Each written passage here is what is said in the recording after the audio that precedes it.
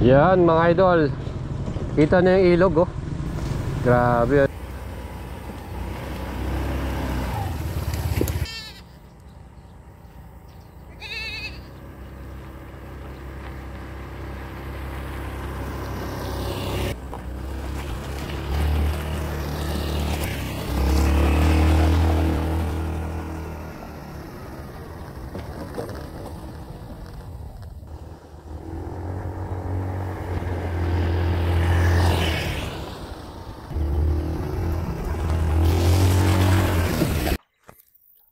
So what's up mga idol? Ayan. So nag-enjoy na tayo sa ating bagong motor. Ito nga po ang kalalabas lang natin. Almost 2 days pa lang sa atin siya. Ang latest model ng FKM Motorcycle Philippines, Hunter 150. Again, ang FKM Motorcycle po ay Singaporean based company. Ang kanilang factory, yung mga motor nila ay merong main sa kanilang main China. No? Sa China po ito galing. And dinadala sa Pilipinas at ina-assemble dyan sa San Simon, Pampanga. So mga nagtatanong sa atin, meron ba itong parts? Again, meron tayong parts para dito. Available yan sa main office ng FKM Motorcycle. Kung gusto nyo bumili nito, wala po kayong mag-worry dahil pwede po kayong i-order sa kanila. At mga idol, etong ating Hunter 150, aba, hindi lang to pang city ride, hindi lang to pang urban ride. Pwede rin natin gamitin sa ganitong klaseng lugar, yung hindi pa nasisementong kalsada o na-aspalto, no? So meron tayong mga small trail na dinadaanan, pwede rin. So itong ating bagong model na to, talagang hindi lang siya maporma, takaw pansin din dahil marami nagtatanong sa atin, ang pogi daw ng kanyang design, ano? Dahil na rin sa kanyang front headlight design, BMW GS ang kanyang kamukha, no? At mga idol, kung kayo po ay gusto bumili, ang ating update sa inyo, ito po ay sold out na yung first batch. Pwede na kayo magpa-reserve para sa second batch coming this last week of October or November first week. So mga idol, mag-send message na kayo. At kung gusto nyo yung ating video, huwag nyong kalimutang i-subscribe ang ating channel at i-follow sa ating Facebook page. Send message kayo dyan para masubukan yung ating alagang boyet mga idol. Solid.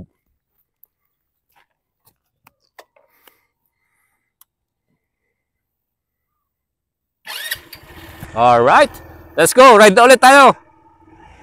Mga idol, napaka-astig ng mukha niya, no? Ayan, GS style, no? Siyempre pa, meron na ring built-in na auxiliary lights. Napaka-astig, di ba? Ang pogi. Yan, mga idol, ang ating Hunter 150. Talaga naman po. All LED ang ilaw niyan, kaya talagang malinaw kahit sa gabi pa yan. Pwede sa off-road tong ating gulong. Nakita nyo? Dual purpose tire yan, tubeless, at size niyan 12-inch mga idol. Ang astig niyan, matalbog, di ba? Ayan ang ating front suspension, telescopic, at maganda rin ang ating pinaka-bounce at handling niyan mga idol. Talagang astig itong ating Hunter 150. Ang ating engine, 150cc, 2 valves, air cooling, fuel injected, at CVT transmission mga idol. Para sa akin, sapat na sapat na to. Kung kailangan nyo lang ng pang-service niyo, pang-trail, small trail, at hindi lang yan pang-commute. Ayan, napakatipid din sa gas consumption dahil ito po ay meron lamang average na 39 to 40 km per liter. Ganun kaganda yung ating consumption dito. Highway ride po natin yan. Sa city ride, pwedeng maging 35 to 38 km per liter. Ayan mga idol. Ang maganda pa rito, ang ating rear suspension, yan po ay naka-dual shock absorber. Kaya talagang ang ganda rin ng bounce niya. Kahit may angkas tayo, ay kayang-kaya mga idols. Ang heavy duty yan. Ang gulong natin sa likuran ay siyempre dual purpose tire din. Size 12 din ito. At tubeless din mga idol. Alloy cast wheel. O, diba? Ang ating handlebar, upright position. Hindi masyadong mabibrate. Saktong-sakto lang din. Meron tayong hazard light dito. At ang ating susian, ayan, may lock din.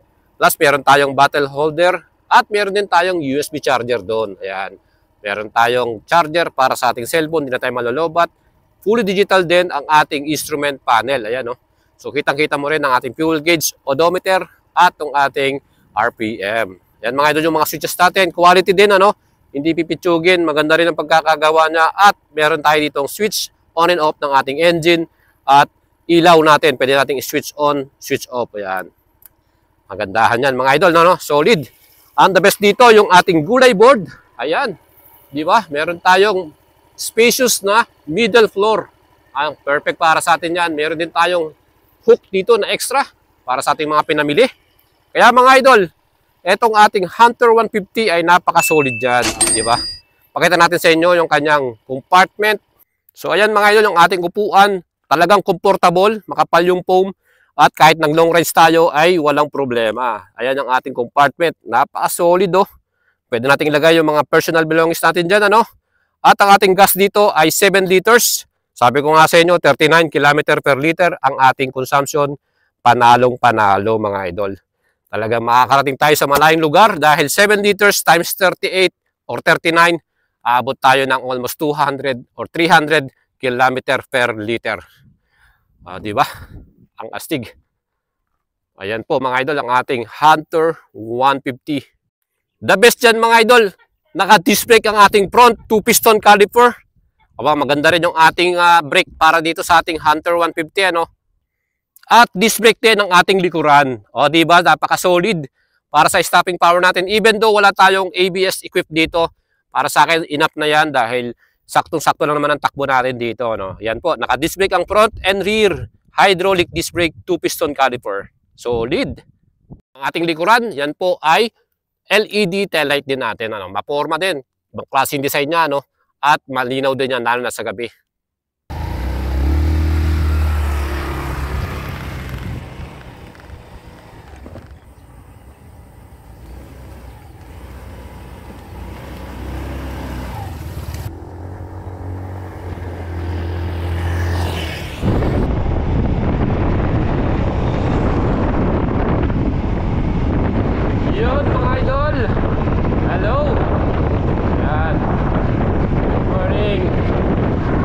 I-enjoy lang natin si Hunter 150.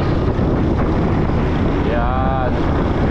Siya nga pala, ang pangalan natin sa kanya ay si Jaran. So tatawagin natin siyang Jolly. Ayan, Jolly. So letter J pa rin ano. And bakit natin siya pinangalang Jolly? Dahil exciting ang bike na to. Siyempre adventure scooter to eh. So exciting, jolly, masaya, no? Ayan. So guys, nandito tayo sa Pangasinan and ayun, gawa natin ito ng konting trail ride, no? Meaning doon tayo sa mga unpaved road. So try natin kung hindi pa madulas. Siyempre yung gulong nito dual purpose eh. So masusubukan natin doon yung pwede ba natin itong iarangkada ron. So guys, ano ba? Kamusta kayo? Update natin sa model ng FKM. New version ito, yung 150cc nila. So ang Hunter 150 ay sold out na. Ayan, so yun. Sa sobrang hype niya, sobrang daming gusto bumili. Ayun, ubos kagad ang first batch. Yahoo! So ganun katindi yung pagka-hype niya mga idol. At until now, marami nagtatanong sa atin ng mga followers natin at mga manonood natin, viewers natin, saan ba makakabili?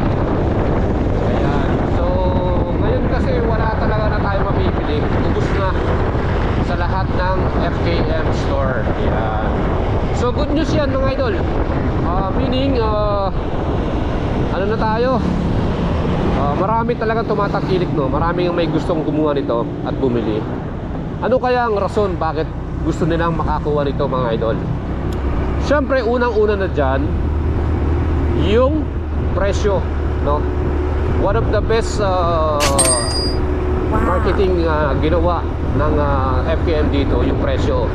Kasi nga 78,000 pesos ang kanyang promo price, yung cash price niya.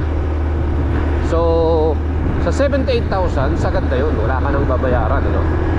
Baka yun na yung lahat, yun na yung babayaran mo, 78,000.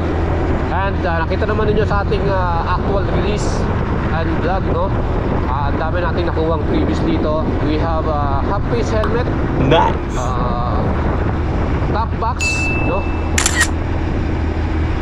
And then we have also 3 years LTO registration, free 3 years TPL insurance, at free 3 PMS oil. Ano, meron na tayong naka-ready na 3 bottle oil dito. Yan yung mga nakuha nating freebies para dito sa bagong Hunter 150. Same din yan ng freebies sa ating mga bagong model din, gaya ng Ranger 150 at Pyro 180 version 2. Ayan. So let's wait kung ano yung magiging announcement ng FKM Motorcycle para sa freebies, ano? Kasi cash payment lang po, yan yung makukuha ninyo. Pero pag installment ay ibang usapan na po. Kasi pag installment, syempre inutang natin ang ating motor, ay iba na po yung freebies natin. Ayan. So yan mga idol, i-clear natin sa inyo yan. Hopefully second batch ay maging available na rin soon. And ang sabi sa atin, ang second batch ay paparating, no? Available na maybe last week of October or first week of November. So mga idol, kung kayo po ay interested na bumili nitong Hunter 150 at Ranger 150, advice ko sa inyo, mag-reserve na kayo. 5,000 pesos, yan naman po ay deductible sa ating final pay, no? And sa release, yan, better po na magpa-reserve na kayo para hindi na po tayo nakipag-unahan sa unit. So sitting pretty na tayo, kumbaga nag-aabang na lang tayo sa unit na dumating. Pero rest assured, yan naman po ay legit at sigurado na makukuha natin ang unit natin once dumating na ang bagong second batch, no? Pangalawang delivery na to ng Hunter 150 or Ranger 150. Ayan mga idol. Pero syempre, sabi ko nga sa inyo, expected time arrival possible na mga last week of October or first week of November.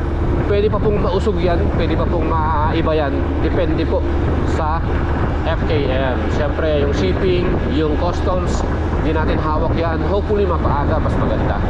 Kaya mga idol, kung kayo po interested na makakuha nito, makabili, sabi ko nga sa inyo, advice ko sa inyo, mag-reserve na tayo. 5,000 na ang ating minimum reservation fee. And may resibo naman yan, at pwede nyo na ang guaranteed na meron na kayong magiging unit next batch mga idol. Ito na tayo sa trail road natin. Ayan, subukan natin dito mga idol. Siyempre naka off-road tires tayo. Ayan, napipil ko talaga na hindi siya kagaya ng mga road tires na ano. Ayan, yung tagtag, ayan o. Ayan, ito yung tinatanong sa atin, matagtag ba, masakit sa kamay? Guys, normal dahil nasa ano tayo, trail tayo, no? Yung medyo off-road, oh. Ayan. Ayan, mapapansin niyo, no? So dito mga idol, ayan, talagang lubak-lubak, no? Pero hindi madulas yung gulong. Ayan, yun yung ano. So ito kasing gulong natin ay pang dual purpose. Ayan. So pwede siya dito sa mga ganitong klaseng kalsada, no? Kasi marami tayong dinadaanan dito sa Pangasinan na ganito. Ayan mga idol. So doon tayo sa bandang dulo. At subukan natin nang wala tayong nakalagay na top box, no? Kasi mabigat din yung top box natin. Ayan. So guys, ayan, again, ito na yung ating another set of vlog. Dito naman tayo sa trail, no? Subukan natin to. Ano yung pakaramdam? Oh guys, ano? So tanong ko lang, kayo po ba ay nasa inquiry pa lang din ng may parts ba to? Available ba ang parts niyan? Or nasa inquiry ka pa rin na anong made yan? Saan gawa yan? Ayan mga idol, hindi ko kayo ano kasi yan po lahat yung madalas na nakita natin sa mga comment sa ating vlog or sa ating video. Guys, andito na tayo, nag-enjoy dito sa ating bagong FKM Hunter 150. Wala na tayo dun sa ganung mode na inquiry na may parts ba yan or saan ba gawa yan? Ayan mga idol. Ito patunay sa inyo mga idols na quality. At magagamit natin to sa ganitong klaseng mga rides, ano. Ayan, o dito tingnan natin kung makakadaan ba tayo dito. Parang nasira yung kalsada rito, oh. Ayan. Ay grabe. Kaya ba natin to? Grabe, oh. Siyempre kaya natin dyan dito sa ating bagong ano. Let's go.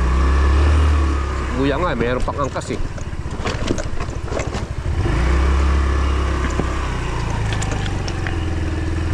Alright. Grabe. Oh.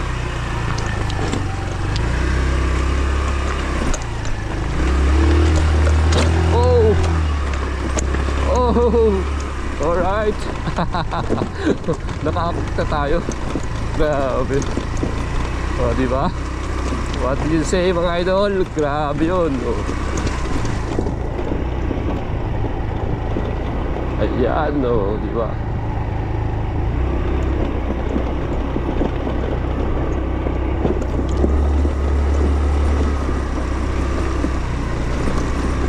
Alright.